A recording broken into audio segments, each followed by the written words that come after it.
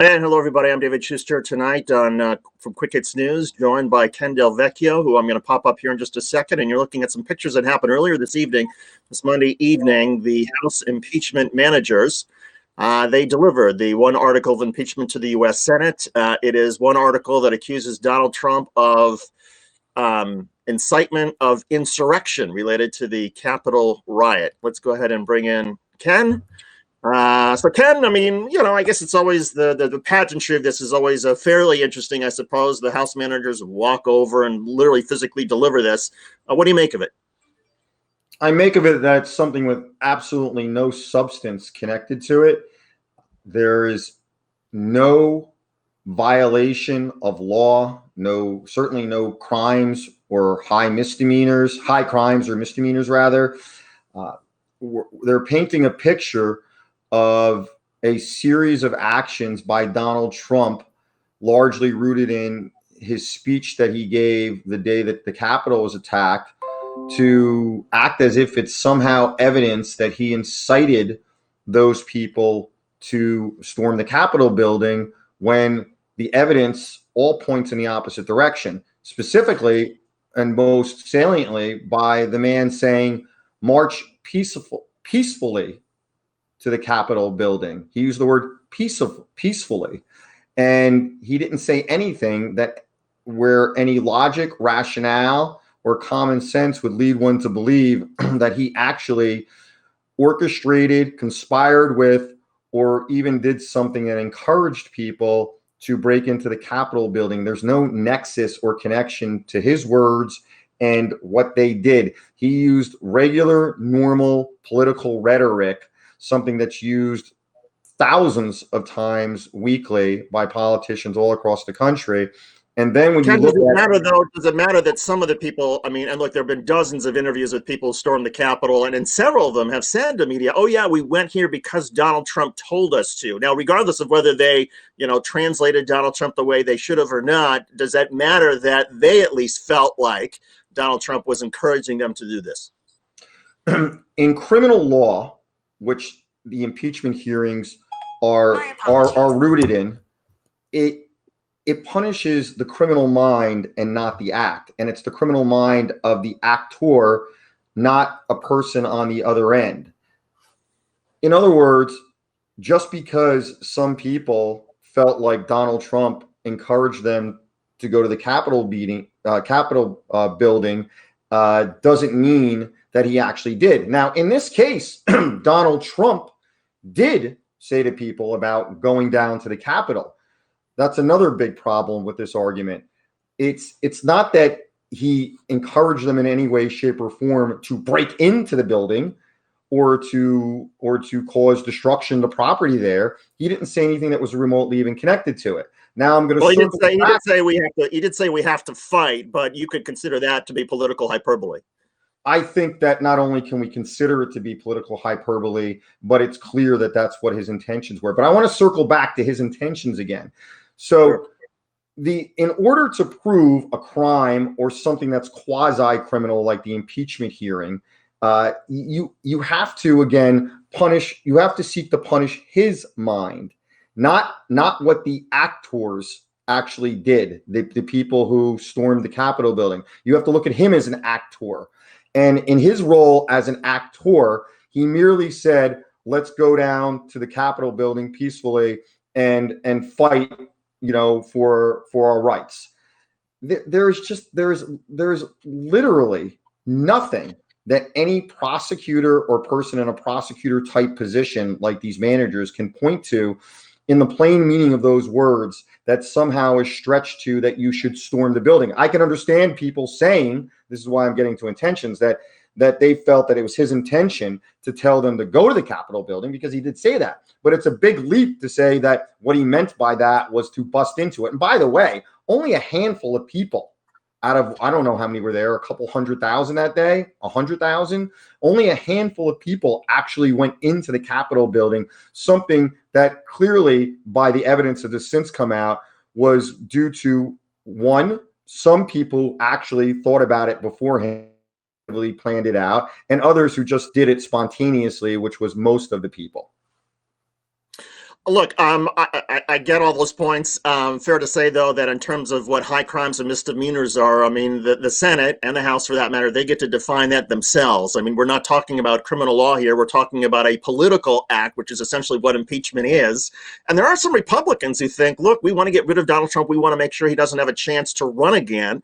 And this is, I mean, we've heard Mitt Romney. Apparently there are whispers that Mitch McConnell has told Republicans we need to find a way to make sure we bury this guy. Is there a way they can do that? I don't see any path for them to do it legally.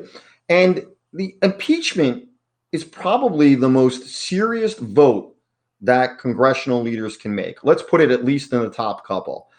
And for the congressmen and women and the House of Representatives to have voted for this nearly straight down political lines. And then for any U.S. senators, which most of them will be straight down political lines who vote for them, maybe there'll be a couple of Republicans that vote for it, to utilize this very serious procedure just to get rid of somebody because they don't like them politically is a massive abuse of that very, very severe sanction.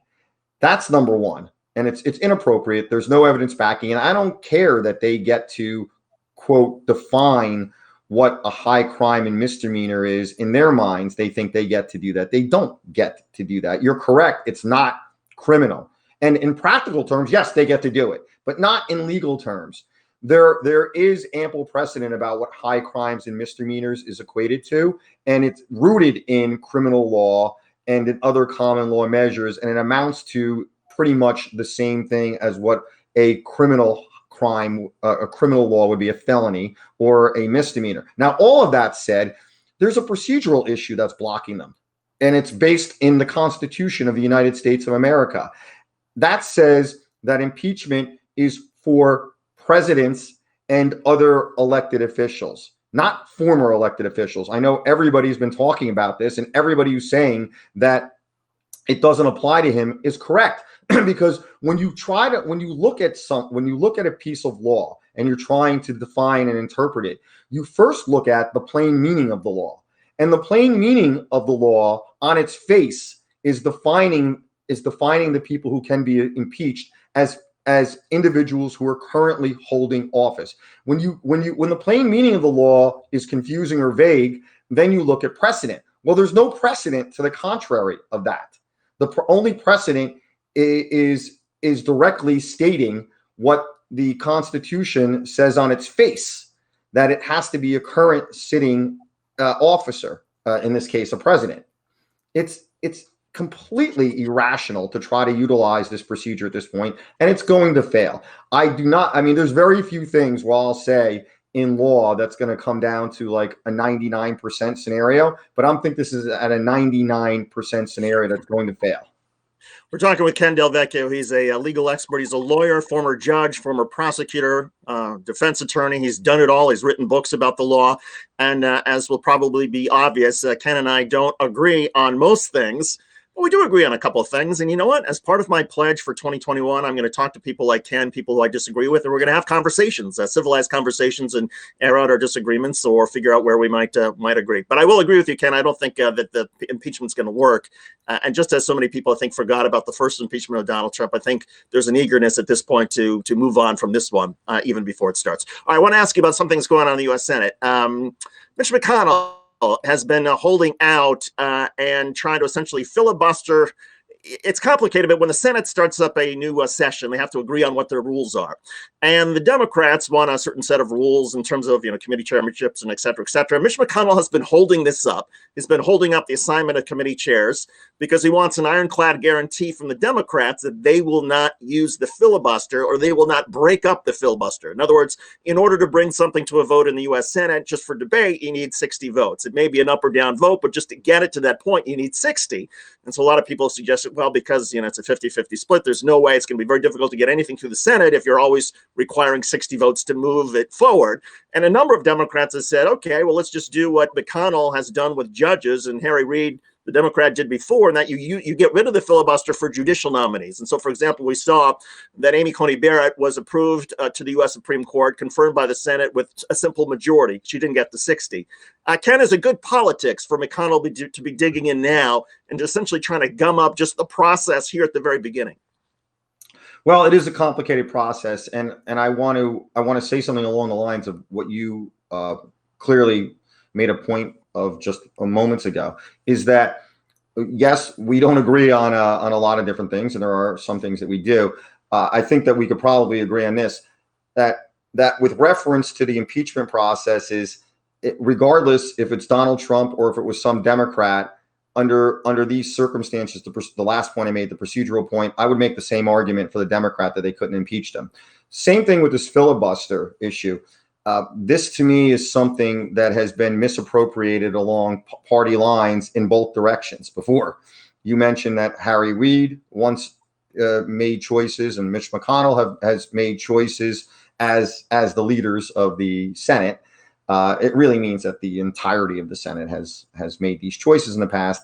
And it politically, I do think it makes sense for what Mitch McConnell is doing, because he's trying to hold on to some kind of separation of powers where everything is not completely in the hands of the Democrats. So all Republicans have to be cheering for what he's doing. If a Democrat were doing the opposite, all Democrats would be cheering for what they're doing. So I do think it makes sense. Given the very grave problems that our country is facing right now, trying to separate the party lines, I do believe that keeping the filibuster in place is crucial to help save our democracy, our republic.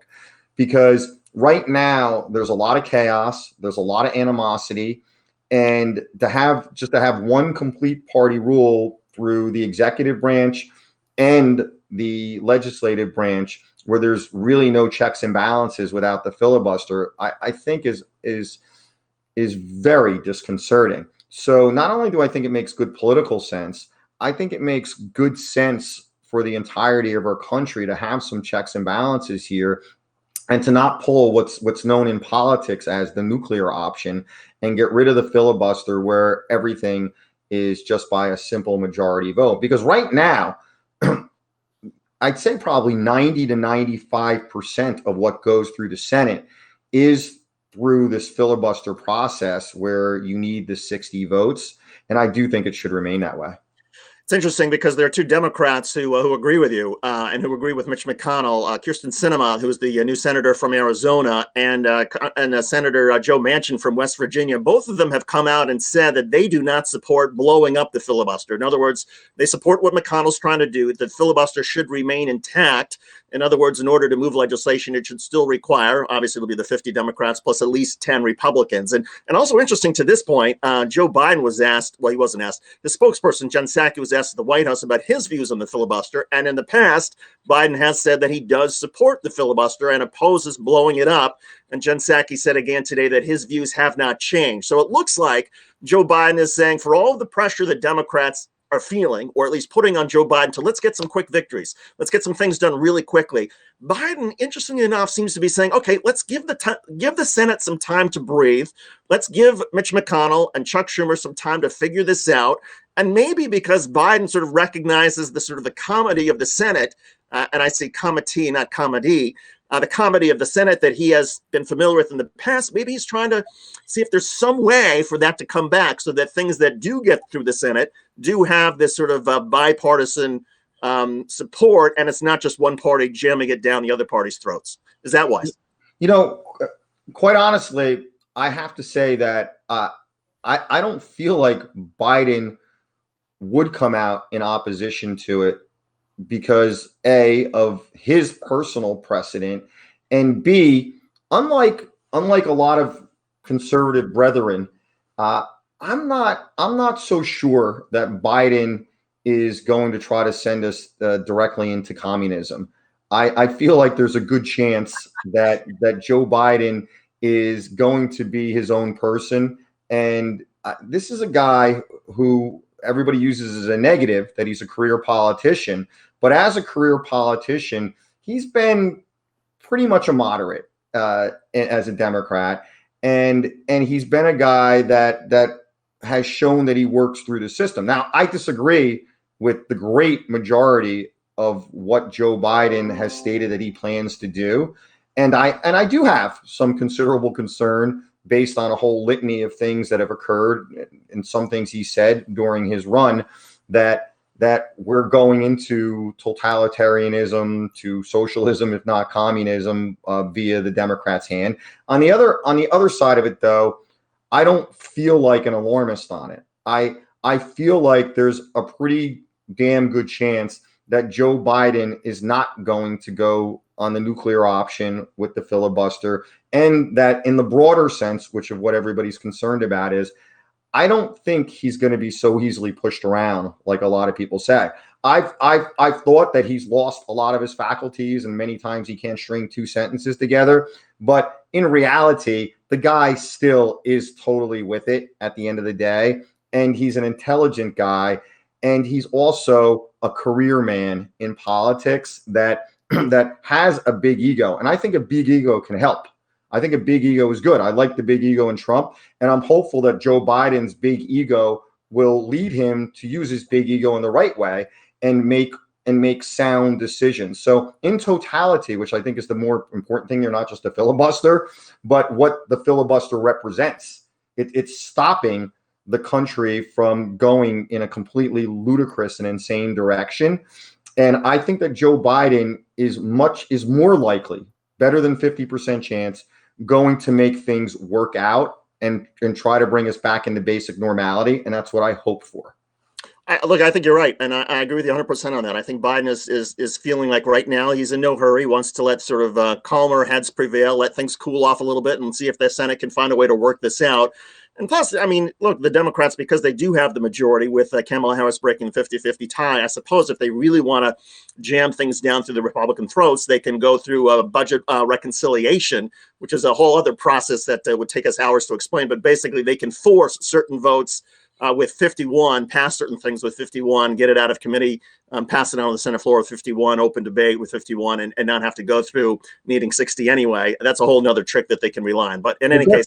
But guess what, for everybody out there, you identified how they may not be able to do what they want to do, even without the filibuster. And that's because you have at least a couple Democrats who don't want to see things go nuclear. So if that really is the case, then they're going to break ranks on issues that they feel are key to holding our democracy together, and not just have knee-jerk reactions and vote down party lines. We saw what, 10, 11 Republicans in the House, which is a very small amount, by the way. It's like 7 or 8% of the Republicans in the House vote against Donald Trump for this crazy impeachment process.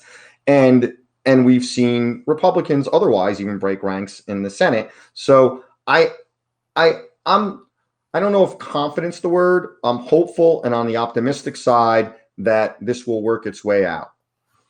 There is, Ken, I got to ask if there is, a guy by the name of Chris Bartley. He's a top commenter on Happs. I'm going to put up what his comment says on screen. He says, "Hey, everyone, I am excited to hear from Kenneth Del Vecchio, the moniker of truth." Do you know this guy? Chris Scopehead, whatever his... I do not, but assuming he's not being sarcastic, he's a brilliant man.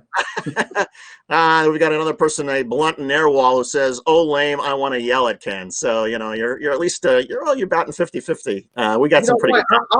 I'm being fair and I'm being just here. So what's to yell at me about? Speak calmly to me. I'm going to ask you, because I want to lean on your legal experience. So, and back to a little bit of the election, and I'll put up a picture of Rudy Giuliani now, because Dominion Voting Systems has filed a $1.3 billion defamation lawsuit against Rudy Giuliani. They filed 103 pages in court. They allege at least 50 different instances when Rudy Giuliani said, either in tweets or in public statements or on camera or in interviews or in quotes, that Dominion flipped votes from Donald Trump to Joe Biden. Ken, take us through what it takes to prove a defamation case, and what do you make of this one? Okay. I think Dominion has about a 0% chance of succeeding in this case. Again, pulling things out politically, it is very difficult to succeed in a libel or slander case. And what people have to understand first are the elements of the tort. So it's a civil case. You have to prove, number one, that the statements that were made were false, that they were purposely false, that they were malicious, and that they were defamatory. Defamatory means that it would tend to hurt somebody's reputation, and that they're said to more than one person. Now, given that this is a company and not an individual, it's that much harder. Defamation of character in the written word is libel, and in the verbal word is slander. So let's take it backwards. Surely they can prove whatever it is that Rudy Giuliani said was said to more than one person. Millions, tens of millions of people heard what he said. Can they prove that it's defamatory? Well, if it was true that what he said was false, meaning if he did make false statements and it wasn't the case that these votes were flipped from Biden to Trump in the millions, then surely that would be defamatory. So they would be able to prove that element. But are they going to be able to prove the others? That it was malicious?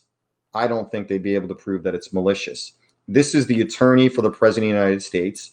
Even if he was just somebody who was a supporter of the President of the United States, what he was saying was in furtherance of the president's election contentions, not just the president's own contentions, but the contentions of tens of millions of people that he won the election. I don't think in any way they could show that this was malicious. Even more so, they have to prove that not only is it false, but purposefully false. I'd say that in any just court, any court that's even remotely trying to seek justice, there is 0% chance of proving that these were purposely false statements. Why? Because there's an extremely good argument that literally tens of millions of Americans at this point believe that there's overwhelming evidence that these Dominion machines were utilized to flip votes by the millions in favor of Joe Biden from Trump. I mean, this is evidence that's been presented to various state legislatures across the country. It's evidence that includes witness testimony. I mean, I'm just going to throw one out there that I remember watching myself in Michigan, who said that she was hired by a company that was a contractor for Dominion, that she worked with one of the Dominion owners, and that she watched them do multiple wrongful acts in flipping votes in favor of that she believed that flipped votes in favor of Trump, of Biden to Trump. You have all kinds of, and then there's multiple other eyewitnesses that Rudy. So in other words, for Giuliani's sake, simply hearing that eyewitness or hearing that testimony, I mean, he, as long as in his own mind he believes that this was going on, it sounds like it's a very tough hill to climb. Would that change? And let's throw out Giuliani, but in a defamation case, let's suppose that somebody had been told by a very clear authority, look, here is the truth, here are the facts. And the person said, okay, I believe you, but I'm still going to go out and say what I'm going to say. Is that where defamation then could come in play? Absolutely. If somebody knew that what they were saying was false, then they're making purposely false statements, and therefore they would be on the losing end of a defamation case, assuming that they could also show that what they said was malicious. It's not enough. If I know that you're not a professional baseball player and I say David Schuster's a professional baseball player, well, that's neither malicious nor is it going to hurt your reputation. So unless you say that I play for the Mets. I know. I'm just kidding. Keep going. Let me make one other point.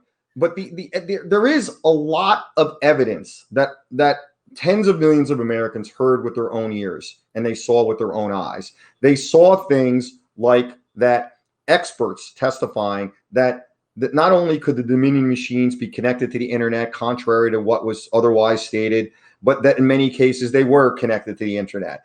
The experts testified that the Dominion machines could easily, by a flip of a switch, so to speak, in layman's terms, in another country, change votes.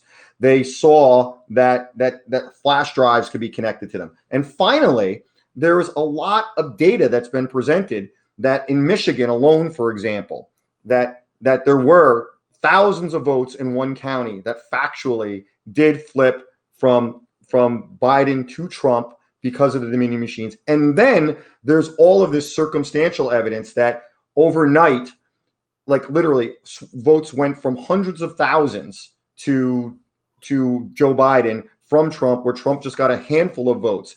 And people like Rudy Giuliani and tens of millions of Americans put that all together and say, not only am I skeptical about the machines, but I think that there's an extremely good chance that these machines were utilized in a wrongful manner to flip millions of votes from Biden to Trump. And it's very logical to draw that conclusion. And if Dominion were to go on trial with this, they may lose in reverse. So I don't know what's the basis of this. I mean, is anybody 100% positive about what happened? Well, I guess in certain instances there's clear-cut factual evidence that votes did go from Biden to Trump. Did it go in the millions? I think that the evidence is pretty overwhelming, showing that there's a strong likelihood that it did, but I think it will take more evidence gathering to know anything for positive in either direction. And I'll never forget, after the Florida recount, the New York Times spent something like, I don't know, a year and a half looking at the Florida vote and trying to figure out, okay, exactly how did Florida go? And it took them literally 18 months of pouring through all the records in Florida and having teams of reporters down there. And that was well after Al Gore had conceded the 2000 election. I mean, and maybe that's sort of where we're heading. It's going to take some credible journalists and people to go through and say, okay, here's what happened, here's what didn't happen. Can I actually ask you a question real quickly? Sure. Okay. So these are numbers that Donald Trump was reading in his speech.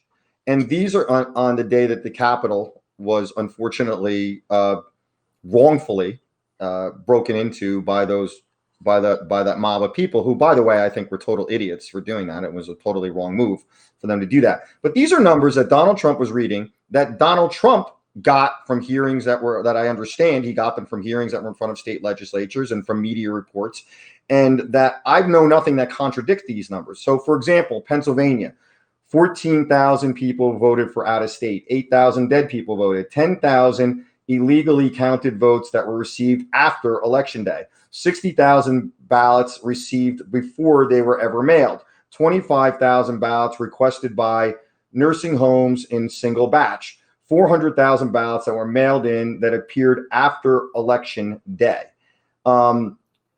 You could do this through every state. I'll just do one more. Georgia, 10,000 ballots, names and dates of birth from dead people, 4,000 ballots from individuals who are not on voter rolls, 2,500 votes of names and dates that were people were incarcerated, 18,000 using vacant addresses, 88,000 ballots, the registrations illegally backdated, 66,000 voters under the legal voting age, and finally 15,000 voters who moved out of state before the November 3rd election. Every one of the swing states has these similar types of numbers.